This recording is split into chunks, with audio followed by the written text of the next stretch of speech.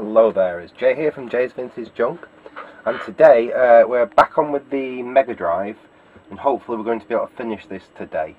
What the plan is today is to do a couple of basic excuse me, a couple of basic upgrade mods to this thing to just make it a little bit more nice to use. And one's basically an essential. It's something I'd do to any Mega Drive I was selling that I didn't particularly want to keep absolutely mint and original. And that's to put a 50-60 Hertz mod switch on it, which basically allows you, if you, I've got it running. This is just on my composite lead. You can see I've got it running with Sonic in the background. And if you notice, you've got a couple of bars top and bottom. And basically, when it's on a PAL signal, it's running at basically when it's running at 50 Hertz on a PAL signal, it's actually running slower than it was originally intended to, and you get some squashing of the screen, and the music's actually running slightly slower. So this switch allows us to switch it into a 60 Hertz mode. You can't use composite or RF when it's in a 60 Hertz mode. But what I've been waiting for to come actually is I've actually gone out and just bought a new RGB cable, because this is what we will use when it's running in its 60 Hertz mode. And to be honest, I was going to make another one of these, but I've completely run out of. I've got plenty of 8-pin DINs, but the Mega Drive, I think the Spectrum Plus 2 is the same. It's actually a very slightly different 8-pin DIN. Now if you can see this on here, and the N2 pins right at the bottom there are actually spaced further apart. On all the ones I've got still in stock, they're a bit closer together and they won't actually fit. I was trying to find some of them online, and the cheapest I could find them for was like about £3.50 each plus £1.50 postage, and that was from somewhere in Spain. I can get them cheaper from China, but I think from China I can get two for like £3 delivered, but then I've got you know, the wait for them to arrive. That cable's hopefully it was sold as an RGB for a Master System Mark 1 and Mega Drive Mark 1 RGB cable, and that was £3.50 delivered. So you know, I can't even get the connector for the price of the cable. So hopefully we'll see how good a quality that is. In fact, we'll try that now and see what we've got at the moment with a basic composite signal there. So what we'll do is we'll change over and we'll see what it looks like through RGB at 50 Hertz, and then we're going to do the mod to it, so it's RGB at 60 Hertz, and you can see the improvement. The other mod that I'm going to do isn't really quite as well necessary or as useful, and that's a language mod, because this is obviously, it's a UK system. You can switch it into Japanese language mode.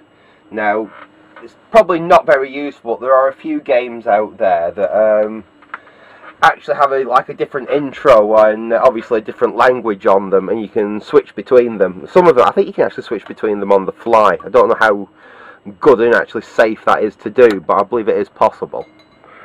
Let me just swap this over. I'm just switching my plugging my RGB switcher in there. So yes, I thought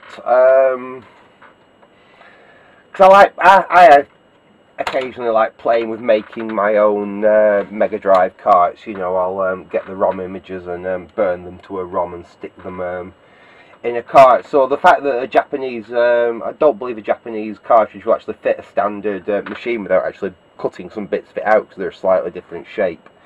As though, like a bit like the American ones are a slightly different shape, but they do fit our Mega Drives. But like I say, it doesn't really matter if I'm just getting the ROM image and getting an old cart, burning it to a ROM and throwing it in there. I can still flick it over into Japanese mode and look at the Japanese intro and the Japanese writing and the graphics and everything on it. But like I say, it's not as an essential a mod as the 50-60 Hertz mod, which is the quite said, makes quite an improvement to the Megadrive. Right, so I've got it connected up with this RGB cable, so let's see. Oh, hang on, it's on a different channel on the TV. I've got should be on this channel there. Right, so this is hopefully going to be RGB, and we'll be able to tell that. Yeah, you can tell straight away. It's a lot crisper, cleaner image. And with my RGB switch, we can actually switch on the fly between RGB and composite. So that's RGB, and that's composite there.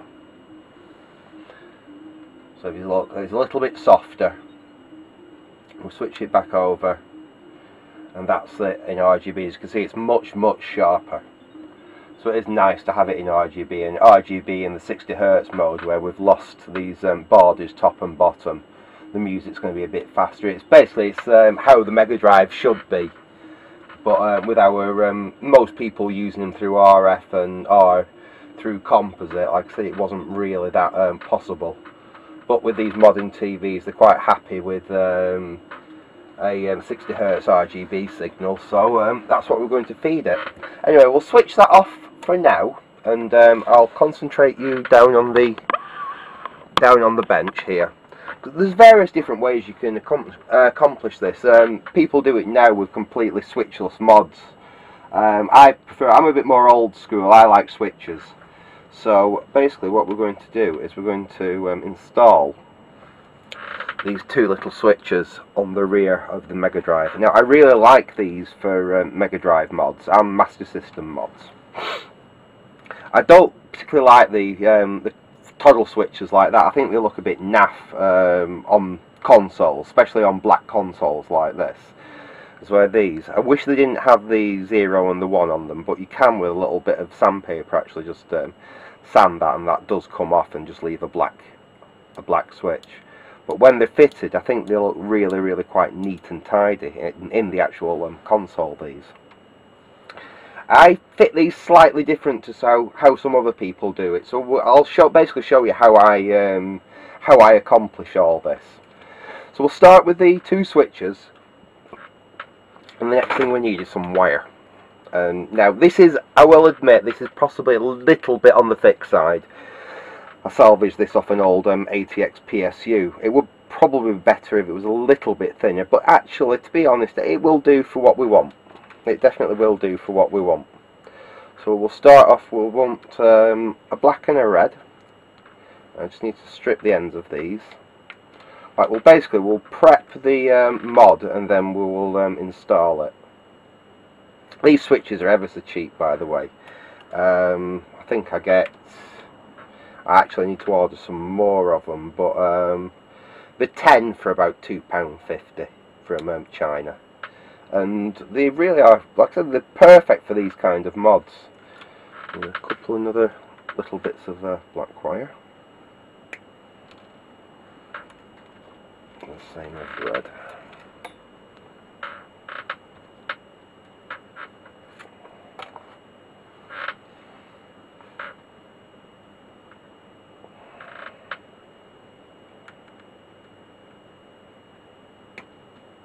Okay.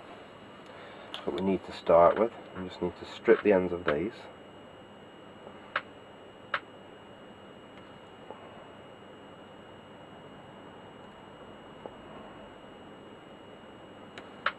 Come on.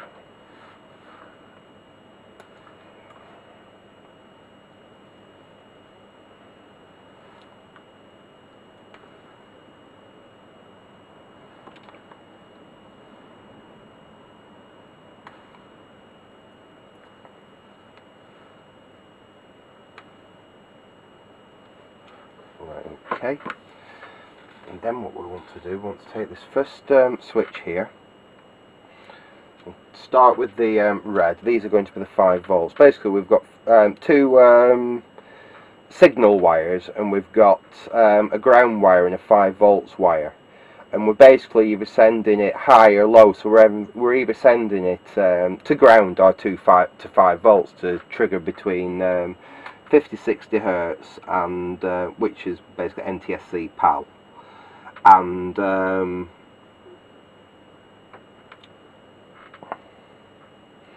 between English and Japanese.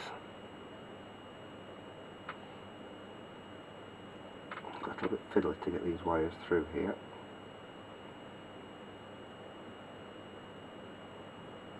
Come.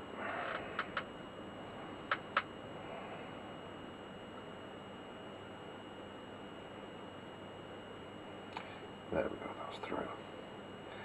Bend it round.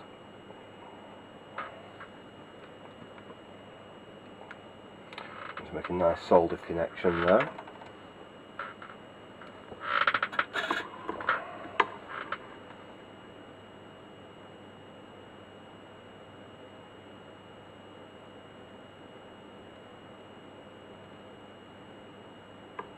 Like that.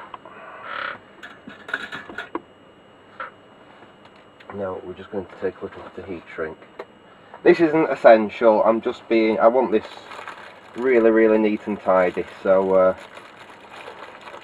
yeah, I have decided I'm going to just use a bit of heat shrink on some of these, and then we're going to have a really neat tidy job.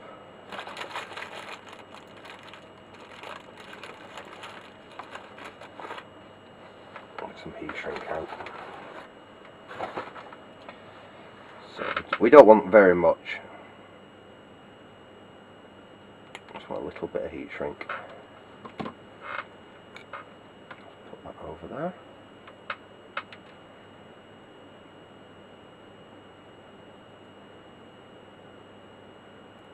Just like that. Get the holder.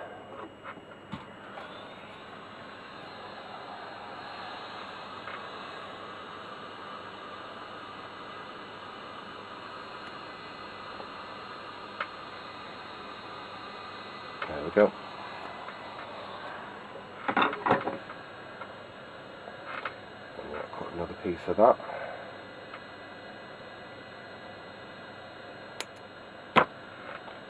Slip that over there, like that. I've got to switch that way around like that. Once you get the next switch,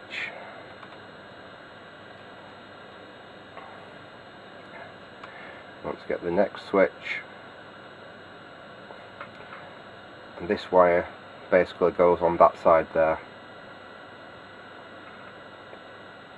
Just bend that round exactly like we did before.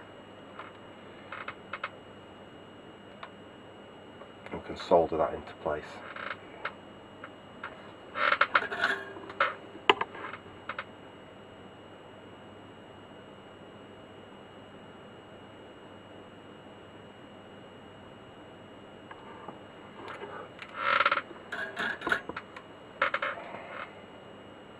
Just like that. And we can slide that bit of heat shrink over there.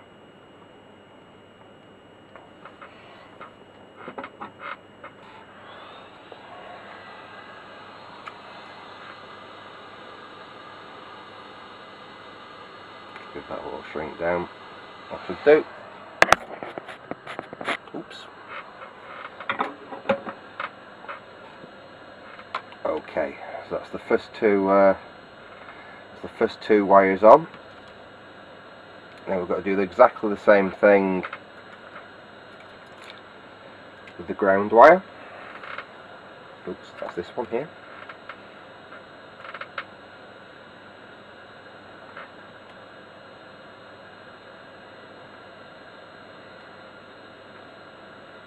Basically, if we twist them together first,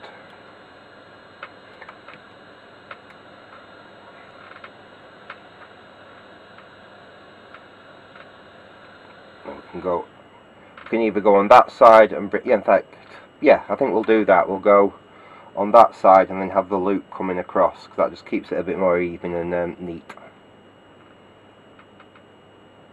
In fact, what we're going to do is going to connect the other two wires, purely because it'll be easier to solder to the centre connections there than it will be before we connect the end one on there.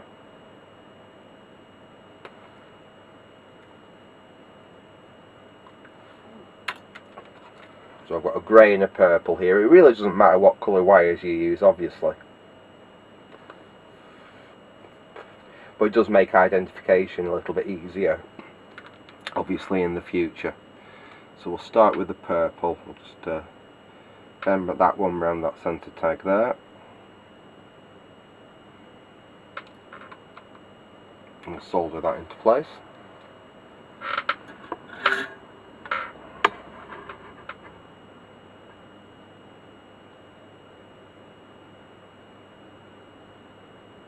Okay. Again, we'll get a little bit of heat shrink on that, so we'll make a really nice, neat job of this. Just a little piece of heat shrink. Put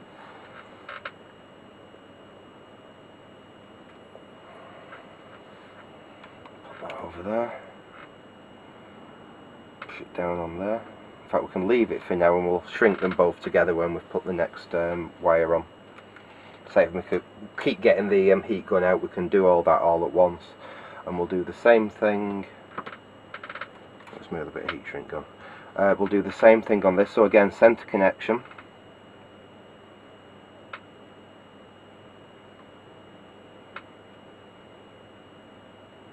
Just bend it round. You can solder that in place.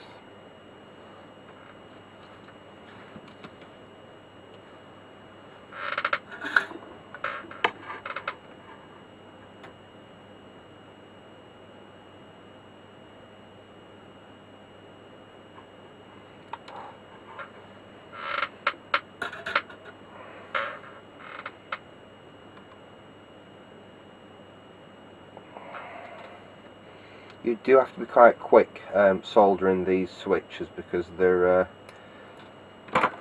the thermal properties of the plastics aren't exactly brilliant.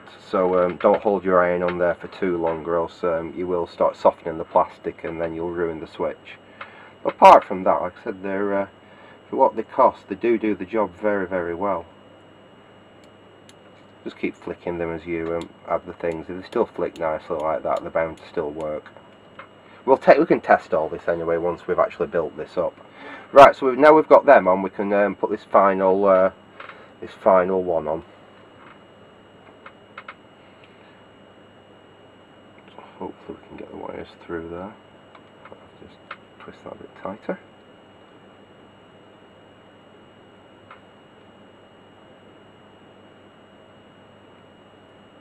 Perhaps have to go that way.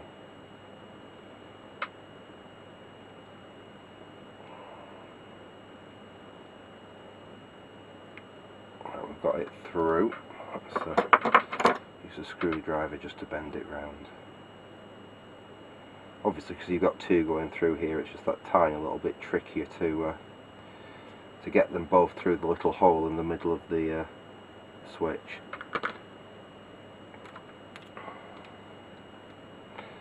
There we go. That should be okay.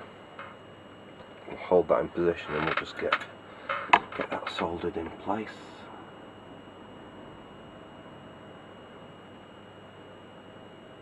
There we go.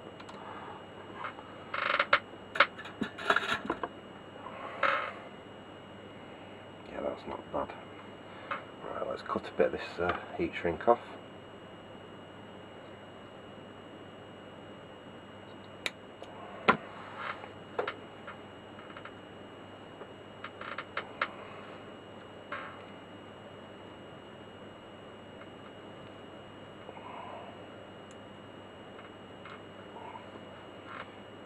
Need to trim a bit off there. There we are. That's it, that goes on now. And last but no means least, this one obviously has to go over and connect to that, and we just want to put the last bit of heat shrink on there.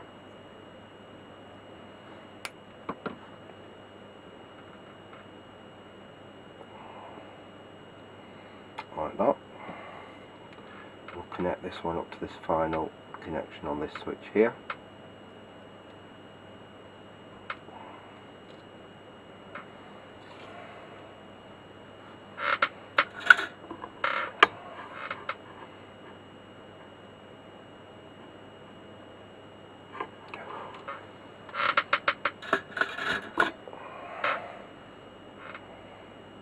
We'll slide that last piece over, and let's just get the old heat gun out, and we'll just shrink them down.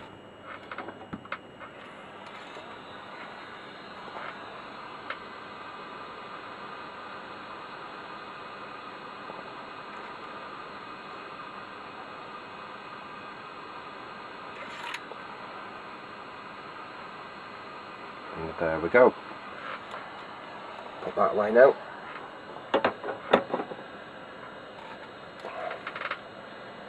Now, just to make it super neat, what I like to do, we get these wires together. You've got a few different options here really. You could plait them, you could stick tape round them, but all I'm going to do,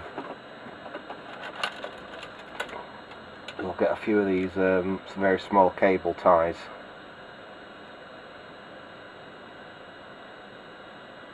Let's get the first one round now.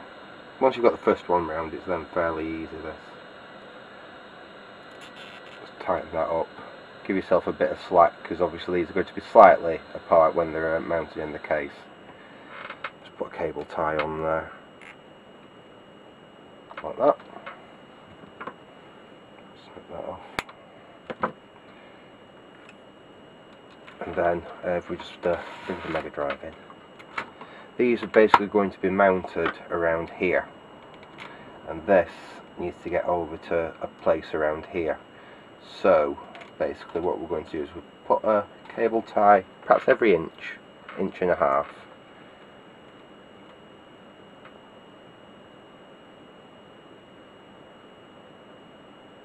We are going to want a little bit of slack because we are going to obviously have the metal work on here, because we will be putting the shielding back.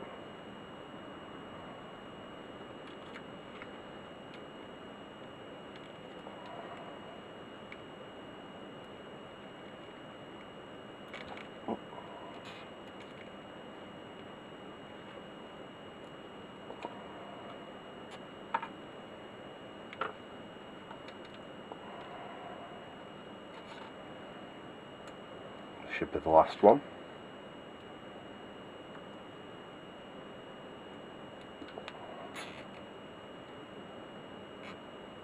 No, in fact I think we'll put one more on. So we don't want to be too tight in the system.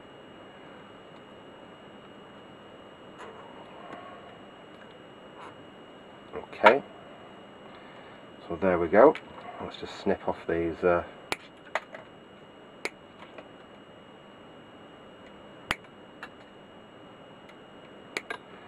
basically that's the mod loom done.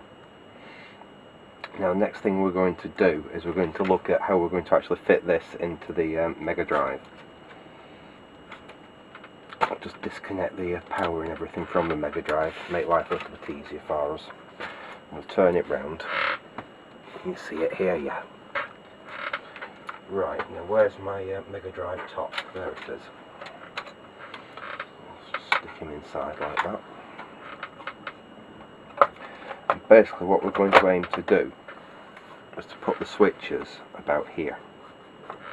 Now if you notice there's a little bit of a lip down there on the Megadrive, and we need to remove that little bit of lip where the switches are going to sit. Because what I like to do, instead of cutting a hole up here and pushing the switches through, which you have all the nightmare of the switch, basically when you open the Megadrive up, your switches are always stuck to the lid, and then this is all stuck to the main board.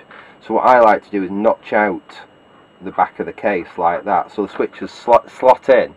They fit in perfectly securely, but if you actually take the lid off, you can push the two switches out and basically remove the lid completely, and it makes working on the computer in the future, in the Megadrive in the future, a lot easier.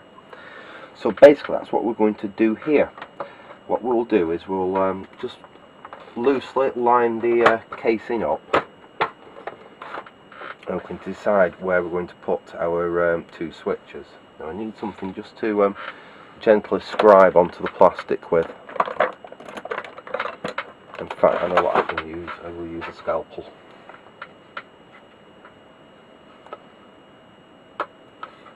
It might seem a bit of a brutal way of doing it, and not everyone approves with drilling holes in them, but there's an abundance of Megadrives. They're not uncommon, and these mods, like I said, certainly do make it a more usable console in with today's gaming. Right, so basically what we're going to do, if we we'll start there for the first switch. In fact, let me get another of these switches out so I can I've got some about somewhere. Yeah, definitely I'm going to have to order some more. I'm down to last few.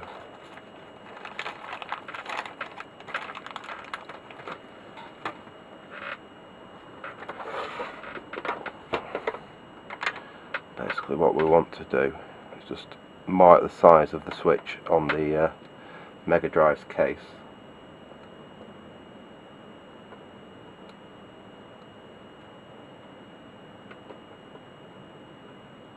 Like that. We'll move this one over. We want a little gap between them because we want to leave a little bit of plastic between them.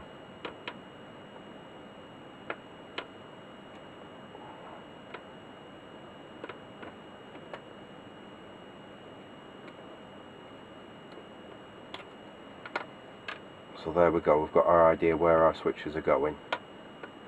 One there, one there, one there, one there, and what we need to do is just very gently just mark them positions onto the bottom plastic. You don't want to scrape it right down because that's going to be visible. You just want to put ever such a slight mark that you can see just into the plastic, because that'll be covered by the lip of the switch. You won't really notice that once the switch is fitted.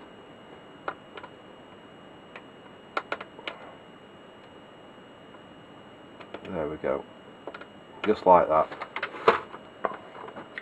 And the next thing we're going to do,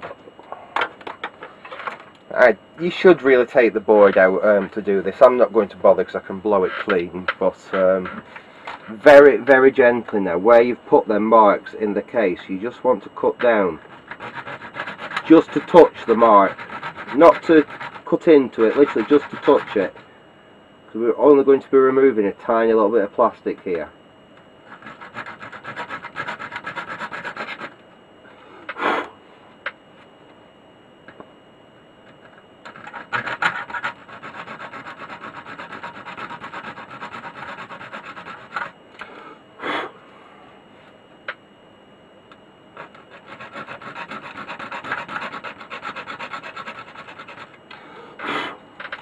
See, so I've just put 4 tiny little cuts down like that.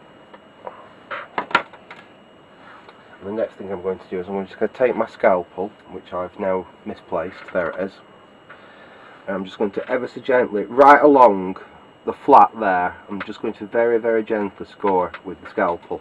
Be incredibly careful not to slip doing this, because these scalpels are sharp.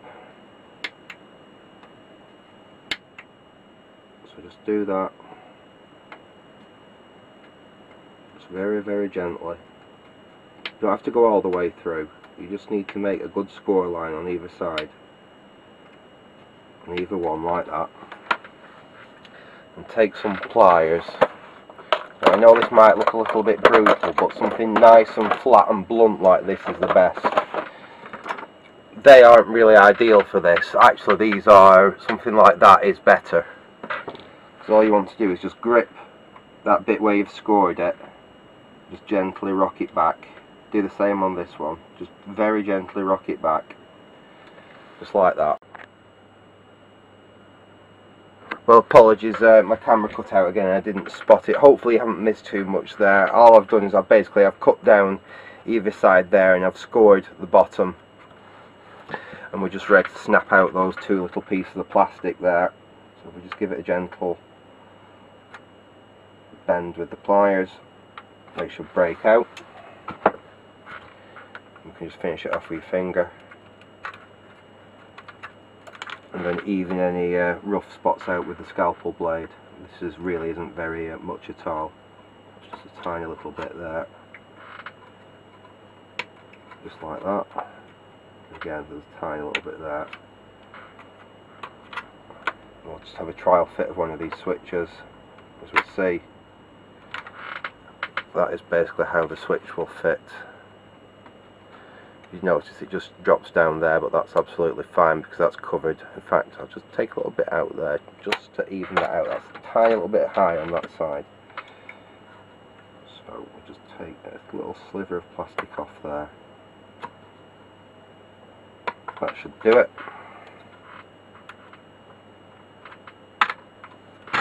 Yep, and we're happy with that. That now fits nicely. Let's just do a quick trial fit on this side. Again, that's just a little bit high on this side here. We'll just need to just take a sliver off. Just nice and gentle. Just be careful using a scalpel like this, but it does do the job very nicely. Let's give that another quick retry, and that's it. In fact, I'll just take a tiny touch more off there. I think it's a little bit higher than the other switch, so let's just even that out. Let's give that another quick trial fit. That's it. That's exactly the same as the other one now. I'm happy with that. In fact, we're being the perfectionist today, I think. There we go. Let's try that again. Yep, I'm happy with that now. That fits perfect. That one. Oh, let's just try that.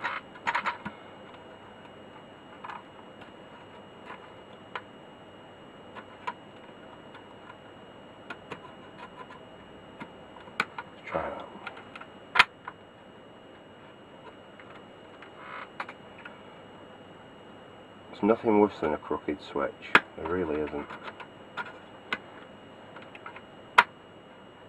That's it. That's more like it. Okay, so that's our...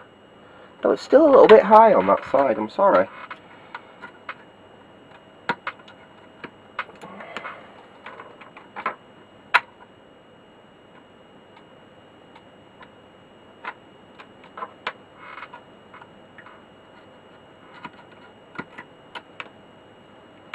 We want it right. There we are. That's it.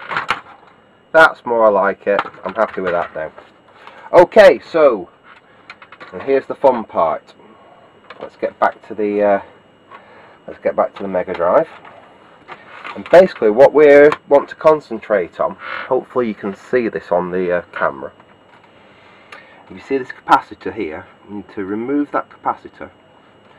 And then we need to break that track there, and we need to break that track. In fact, let's take that capacitor off first, because that will make life a little bit easier. We can basically see what we're doing then. Now, it's a bit of an odd one, this capacitor. Some Megadrives I've worked on have it, others don't. I've always removed it during this mod, and it's never ever caused an issue.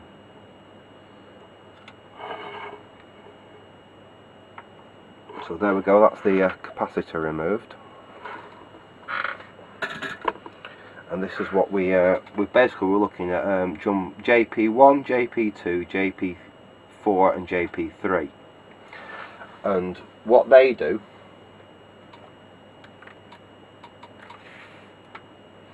if I have got this right,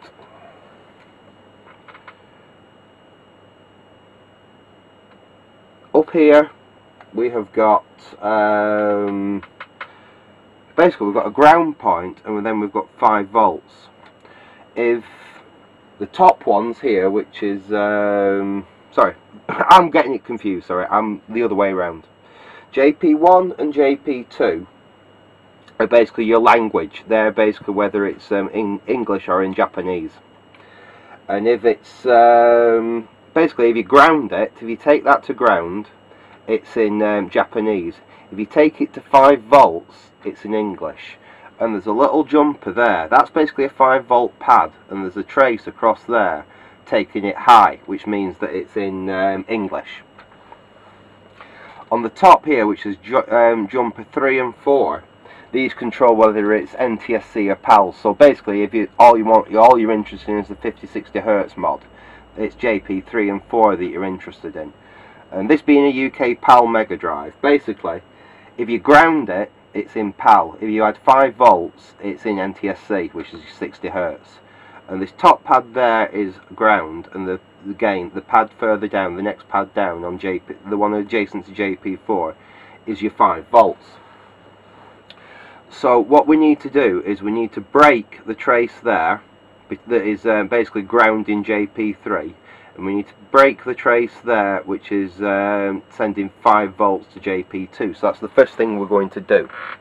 Now we've got a couple of options, a couple of ways we can accomplish that. I'm going to try my usual and my easiest approach, which I hope will probably work in this instance, if I can find it. Where have you gone? No, where's that gone? We may have to resort to plan B. There we go, there's plan A, which is a drill bit. Now I find this is one of the easiest ways to remove a trace and not do any damage. Basically you can just twist it and twist and cut a little bit of the trace away using the drill bit. In this instance that doesn't seem to be working. Plan B is to use the old use the scalpel, and basically we just want to cut through. Be very, very, very careful, but we want to cut through and just basically remove a little bit of the copper, so that trace is definitely broken.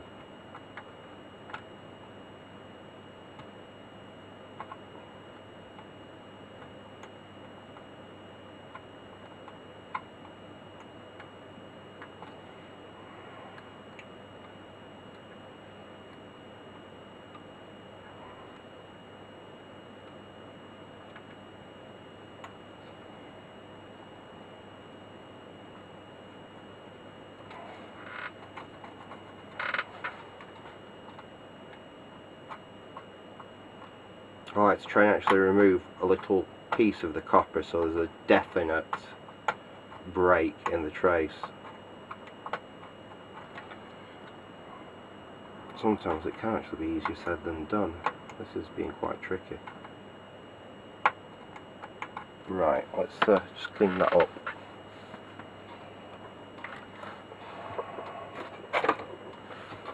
I think if I had my sharper drill bit here I'd definitely be using that, but for some reason it seems to have gone AWOL. Just use a little bit of isopropyl just to clean the mess away, and we can actually see whether we have broken that trace. I think we have, but I am just going to go in and let's just remove another tiny touch from that side there.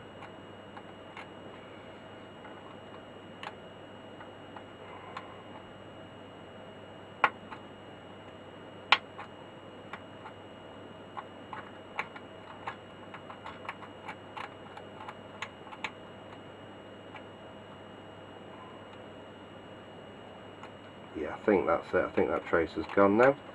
I'll just go in and just give that a quick clean up again.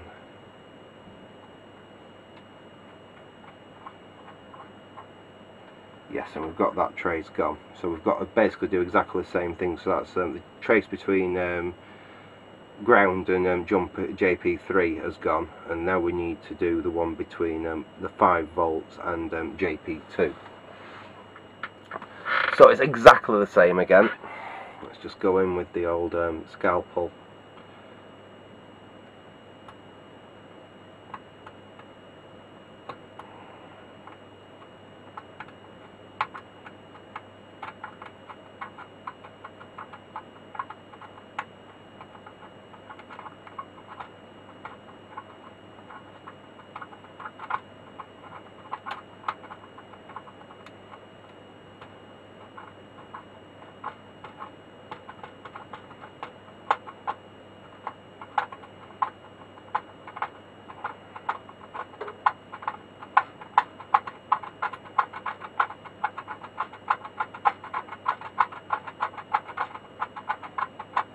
I think we're through there. Let's again just clean that off with a little bit of isopropyl, make sure we're happy that we've actually broken the trace. No, I'm not completely happy with that one yet.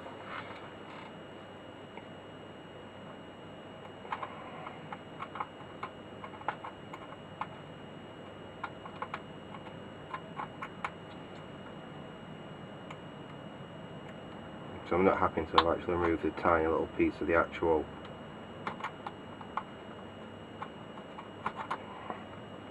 trace, so there's a definite break there. That looks more like it. So let's just clean that up.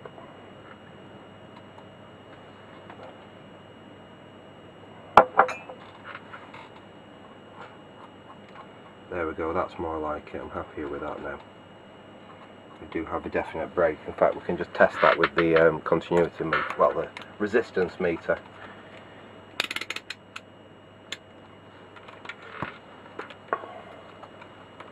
Now, we might still get a buzz, but we will at least see a higher resistance.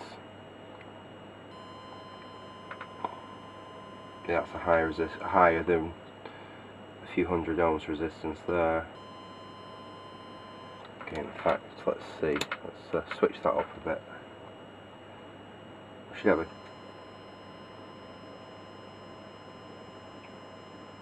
Yeah, we've got about a K there between there and...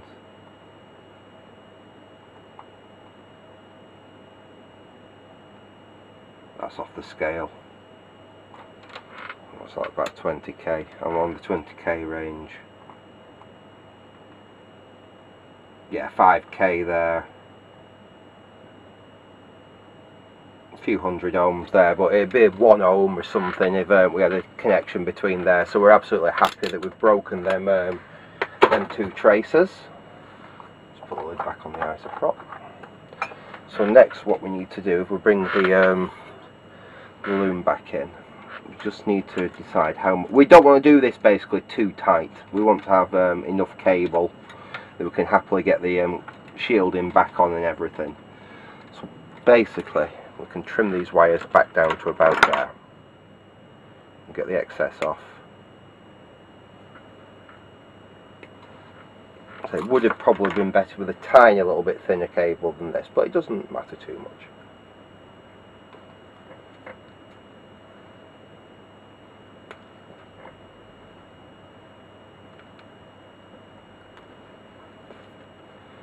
Now just strip the ends of the wires, we'll twist them up and we'll tin these up.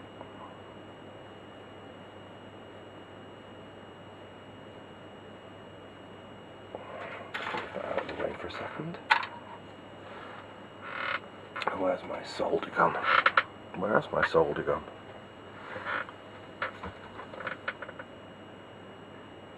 I'm sure my solder was there a second. Oh, it's there. Bloody hell, I've moved it to the other side of the workbench. Right. Let's get these tinned up.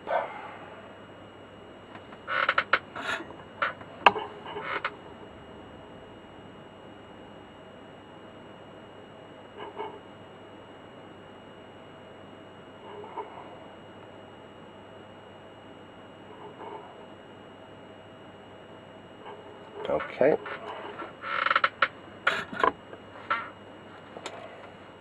Now we need to cut them, trim them off. Like I said, we just want a little bit at the end.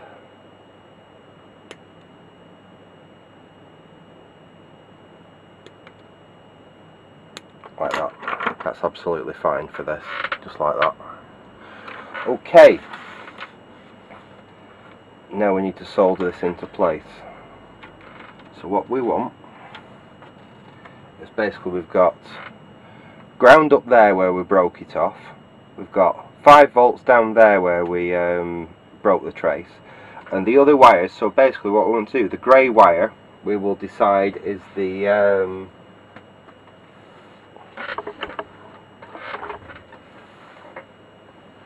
sorry, I got distracted there. The grey wire will go to the launguage. So basically it can go right across. Basically jumper 1 and jumper 2 are connected together. Say JP1 and JP2 and JP4 and JP3 are connected together, so we can go on either of them two with that wire. So basically the grey wire, which is going to then select between English and Japanese, we need to solder to either JP1 or JP2. So we'll do that first.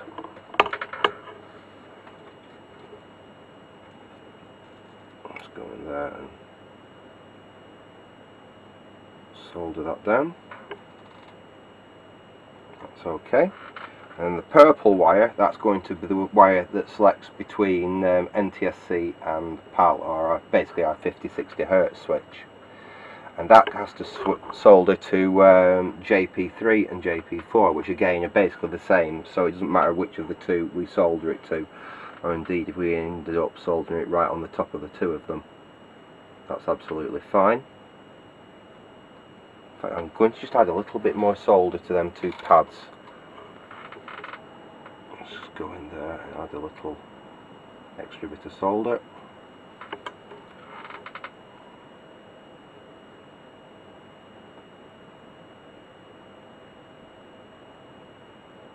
Like that. In fact, while I'm in here, I'm just going to add a little extra bit to the region.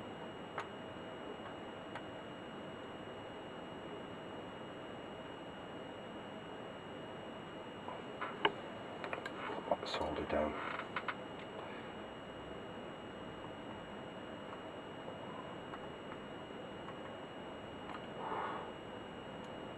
And that's that one soldered in.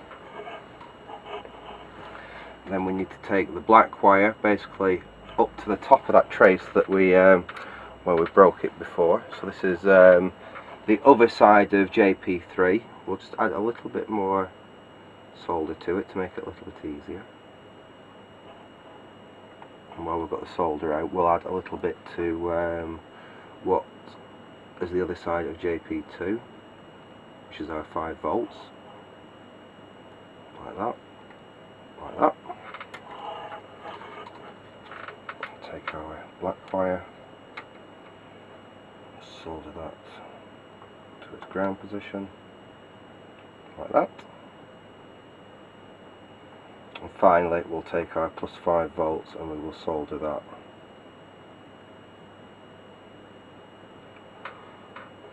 to 5 volts, like that. And there we go. So that's basically all our wires soldered to where they need to go on the board. They're nice in there, they're nice on there, yeah. I'm happy with that there.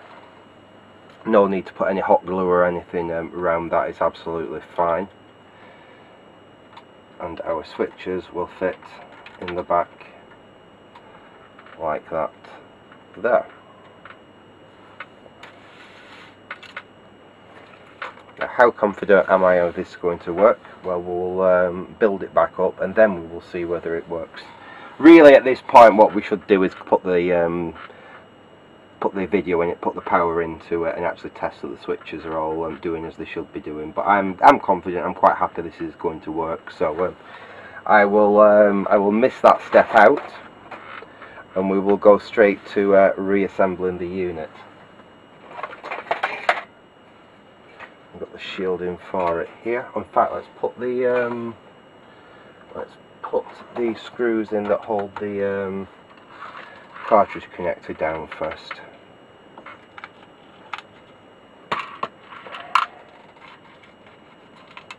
We'll take it from there.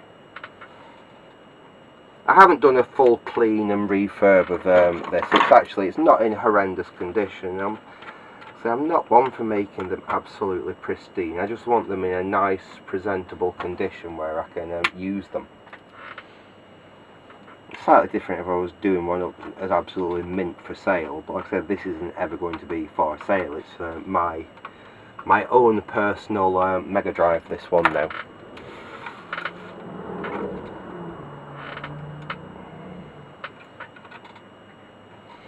I may do further mods to it as well to make it more akin to how I would like to use it, but that's for another video and another time. For now, let's get this mod done. Let's get it back together.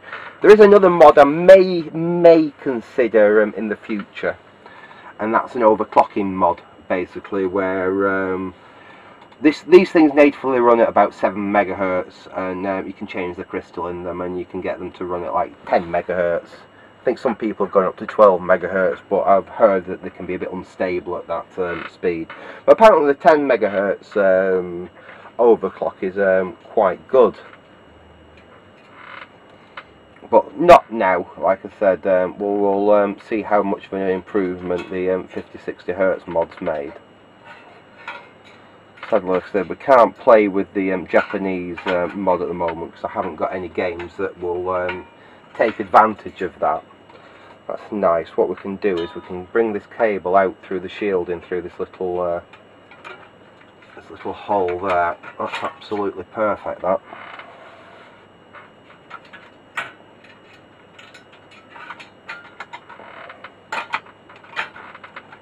That's down.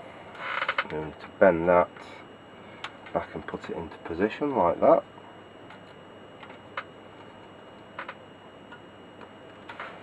Okay, we're happy with that. Them screws are in. Ah, them screws need to go in, I think. What screws are missing there now? No, that's right. That's right. That's in. That's in. They're in. As you can see, there's plenty of room. We'll have to do a little bit of bending to get them in position, but that's not a problem. We'll get them in. We'll be able to sneak that in round where the pillar is there. Let's get the board secured down and the shielding secured down. And then we'll have a look at putting the top case on. That's that one there.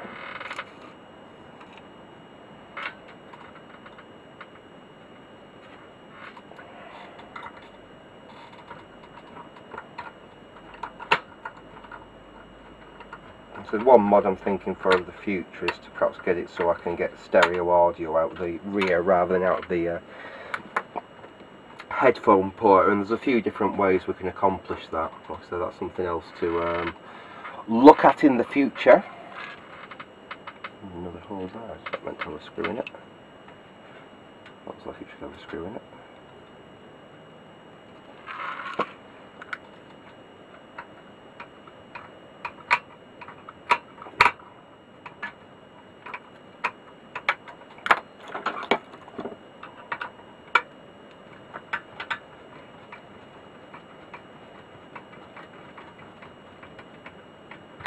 That's in there.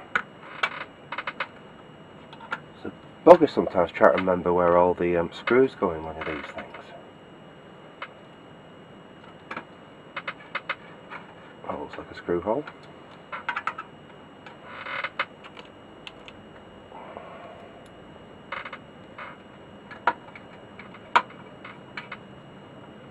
There's a screw hole there. And now we've got some at the front.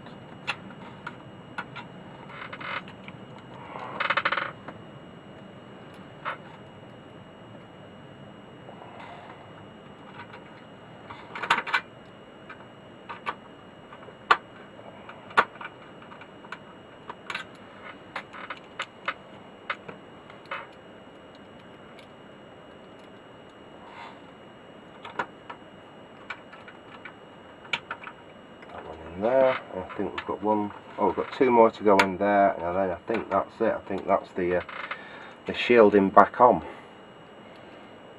and then we've got the fun of just lining up the. Oh, we've got to connect the power connector there,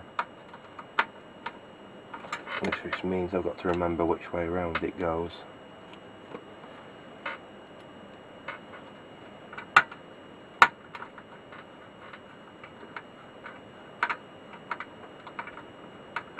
Okay, I think that's about right.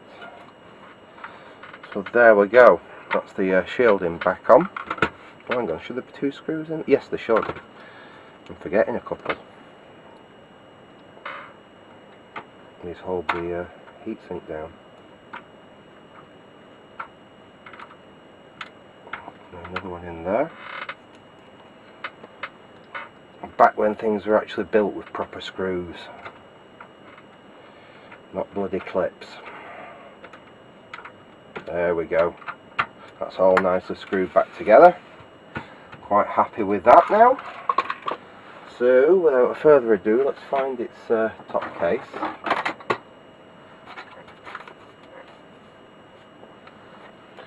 Let's figure out which way the LED is meant to be.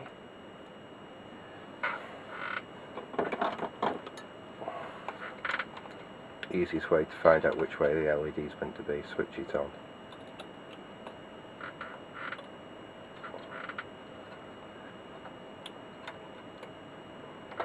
That's it.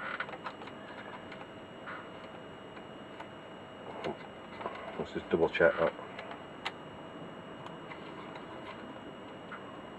Yeah. So that side's positive. It should go on that way around, I think. Hopefully.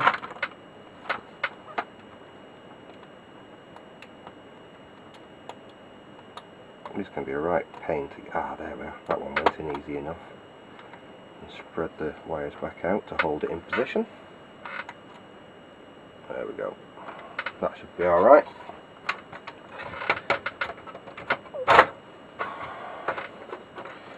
And now we just need to get these to line up and go in position.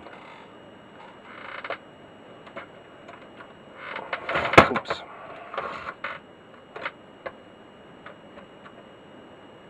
Now basically we can get that through there like that.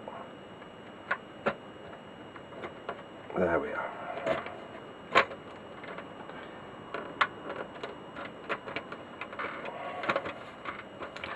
Could possibly giving it very, very slightly more more cable between the two switches there. There is enough though, I can definitely get it in. Just need a little bit of a faff to come out of there. Just between the, that's it. You get off that post. There we are. That's it. That's in at the back.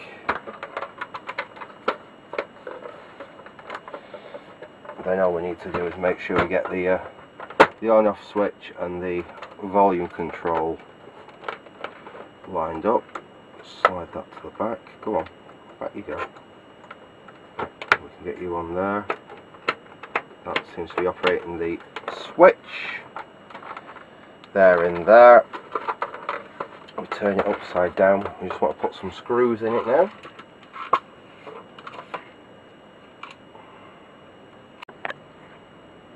Oops, sorry there, I lost it again. Just bear with me. We've basically got it back together now. Just putting the screws in.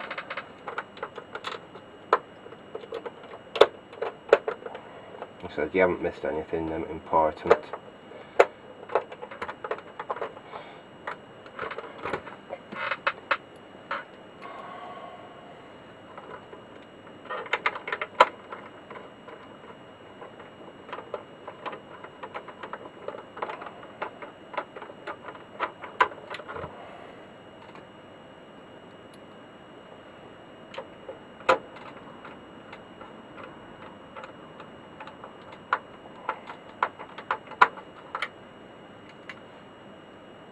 And the last screw.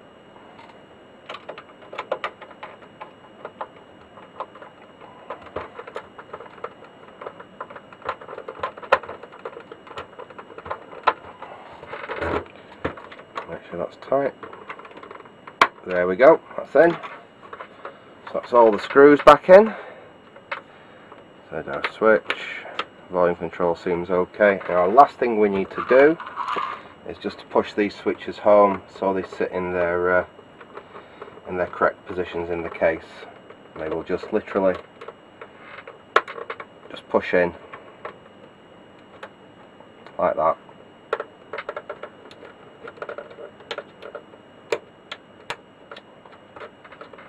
And there we go. Once the switch is installed, you see they look quite neat on the back of the unit there. So that's our language. That's Japanese English language switch, and that is our 50-60 Hertz switch there. So we can mark that up underneath and perhaps stick a little label on there or something. I need to get some new labels for my label printer. I have run out. Okay, so what we're going to do now is we will connect it up, and I will show you the difference.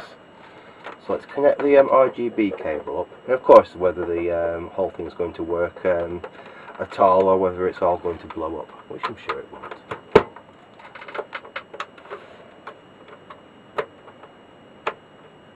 The light come on for a second. Did I not get that quite plugged in there?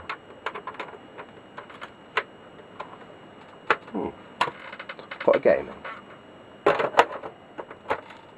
Perhaps we're having a few problems with that LED.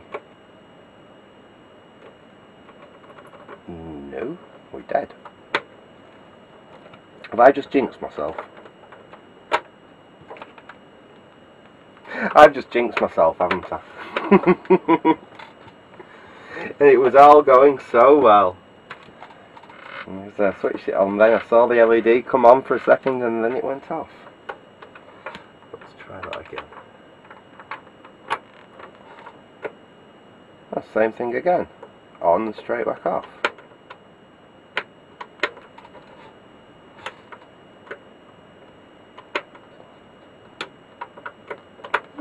What have we done wrong?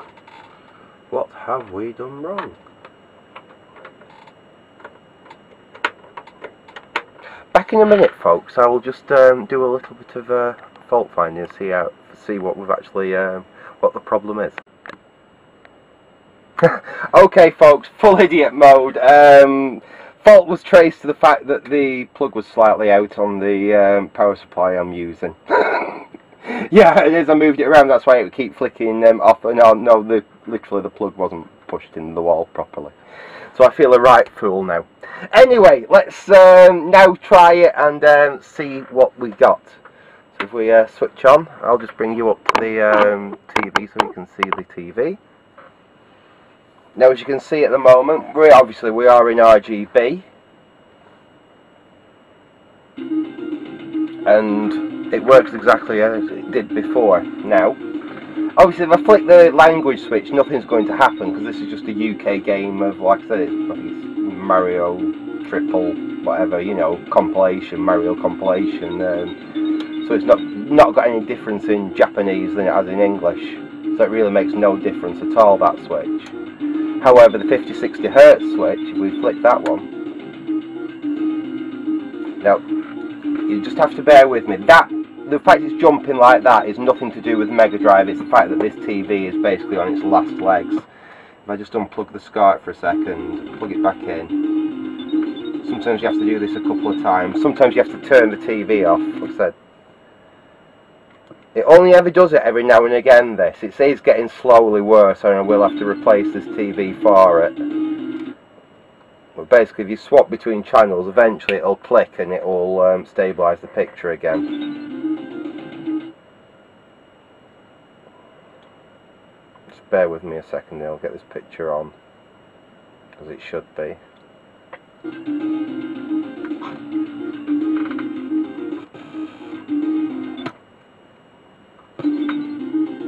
There we go. Then, as you can see, this is now running at its 60 Hz. I don't know if you've noticed. Actually, no, I think on this it doesn't really change the music. I think the music's already been... Sonic is the best one to try this with. In fact, we will switch off and we'll put the original Sonic in, because this really does show up what I'm about to mean about the speed increase.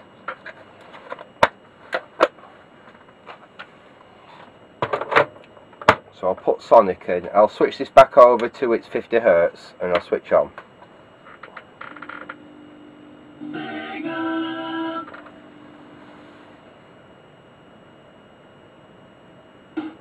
See, we've got Sonic there, we've got our borders, and we've got the music playing. Now if I flick this over onto its 60 Hz, you instantly hear the music speed up. So I'll turn it back down. You hear the music slow down, and then I'll switch it back on, and you hear it speed back up again. In fact, actually, the TV's decided it's going to behave at this moment. So that's now running NTSC, so that's 60 Hz RGB. and it does make games a lot more playable. I'm not sure what that artifact at the top of the screen is. I think that might just be to do with this TV.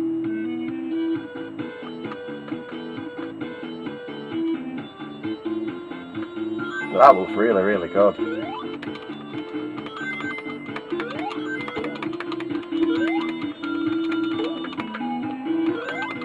I haven't played a lot of Sonic in a very, very long time. A mate of mine used to have it on his Megadrive. I will have to start playing more of these games rather than just repairing the damn things. I hardly ever play many of the old games. Certain things I like playing, but I think I might take this down and put it in my games room now I've got it working. You certainly see that the 60Hz mod is a huge improvement. You'd actually wonder why would you want to do this and just hardwire it all like this rather than have the switch like I've done. Sorry, just nudged the thing there. Let me just switch this off again. Yeah. Let's take that out. Let's put that other game back in. And what was I saying? Oh yeah, that was the other thing. Yeah, let's put the other game back in. What I was just going to say is that one of the reasons why I like having the switches on it is, like I said, so you can actually switch back down to the old speeds, because some things, you know, they do just play better, perhaps on the slower speeds, especially if you're not that good at the game. So it does give you a little bit of an advantage there. I also quite like the fact that I've got this set up so I can switch between composite and RGB. Now we'll just switch back on. Hold on, we'll switch back on. And this is why I have this little Sky RGB. Oh right, we've got that in, unfortunately we've got that in the Japanese. Let's just switch that back off. That's what you get if you put a Japanese, if you think it's a Japanese console and you've got a UK game in it. So let's switch that back over. Let's switch back on now. Oh, hang on.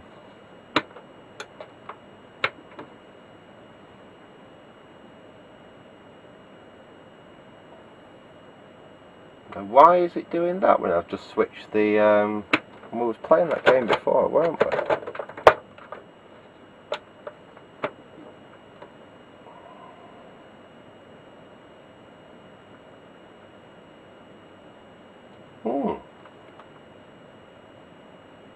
Oh, it's sorry, it's the NTSC. Alright, so you can't. I've never come across that before.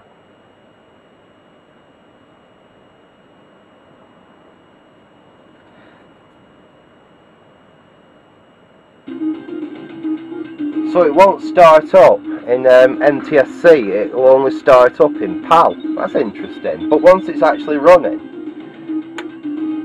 you can flick the switch. That's quite... So ignore the fact that it's jumping like that, because that is my TV. So just give it a second, let's see if we can get it to stabilise. There we go. Oh, no, nearly. I will replace this TV. There we go. So that does, that's interesting. I didn't know that it actually recognised that it was an NTSC through the through that and wouldn't let it start. But once it's actually started, you flick the 60Hz switch to 60Hz. It does give you the full screen. That's handy to know. What we'll do is we'll just we will select. This is one of the reasons why I like this composite RGB switch. We'll select. What's it? Dr. Robotnik's beam machine. If you look at this in RGB,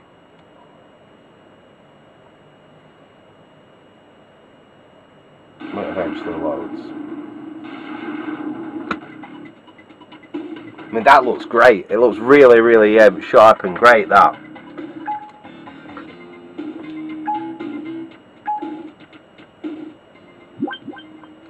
But when you actually get into the game, I don't know. It looks too sharp.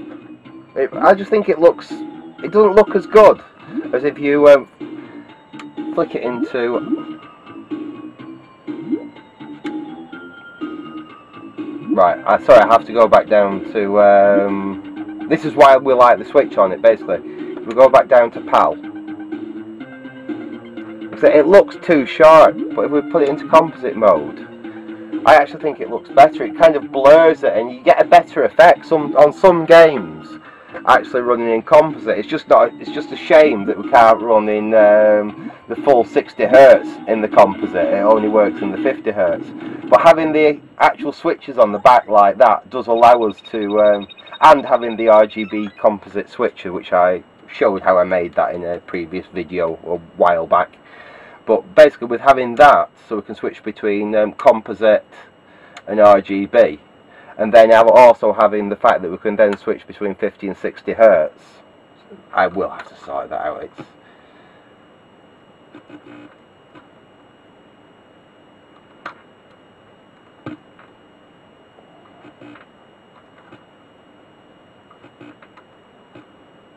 Sometimes it won't do it for ages, and then you'll have a day and it'll be like this, and it's doing it every time it switches signal. It did only ever used to do it on composite, and RGB used to be absolutely fine, but now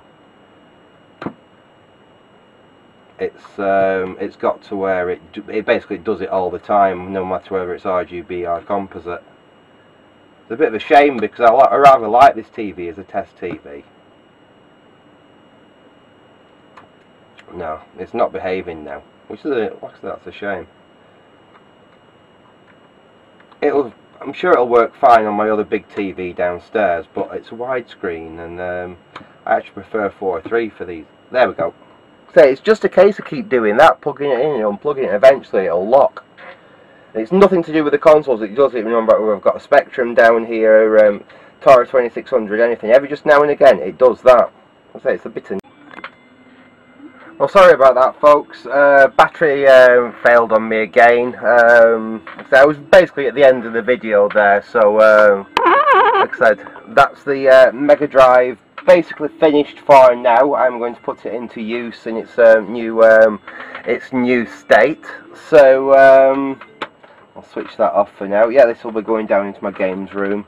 Andy said he actually cleaned the inside of this controller, so, and the outside's not bad. It just needs basically a wipe down. So I'm probably going to use that controller with it as well. And I don't have many Megadrive games. I've got one or two, and a few which I've made out of old dead carts of fun stuff, you know, like what's it called, Dr. Robotnik's Mean Bean Machine, and ridiculously expensive stuff, you know, all that type of stuff. I've basically just get old carts and make my own ones just to play on my stuff. I'm not really into collecting expensive games or anything. I just like a few things just to play about with every now and again. So yeah, I'm going to leave it there for now. Like I said, so that's the Megadrive repaired, and the it's got the launguage mod on it, and it now has the 50-60 Hertz mod. So I'll just quickly spin that around for you. So there we can see the two switches. That's our 50-60 Hertz mod switch, that's our launguage mod switch there. So like I say, I'm going to leave it there for now. Thanks for watching, and goodbye.